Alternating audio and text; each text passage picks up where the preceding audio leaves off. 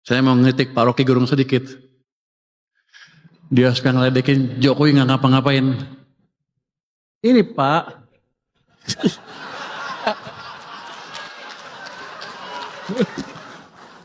kalau di sana kan dia berkuasa, di sini saya berkuasa. Jadi ini dipaksa intervensi langsung oleh presiden sampai ke sana. Jadi Presiden Jokowi itu berjasa buat kita, walaupun di sampingnya ada saya sih. Tapi setelah itu, nggak lama setelah itu, diturunkan lagi seperti ini. Seret.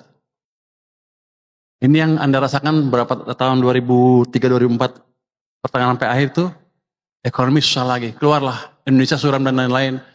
Bukan dari politik, tapi dari ekonomi yang dibunuh penyebab utamanya. Jadi Pak Rocky mungkin sedikit belajar ekonomi lagi Pak. Gue seneng bisa ngeledek dia di sini. Soalnya Pak Rocky setiap itu saya lihat tuh pidato Anda di itu menarik sekali, jadi saya ikutin ahli filsafat. Mumpung bisa kritik, saya kritik di sini.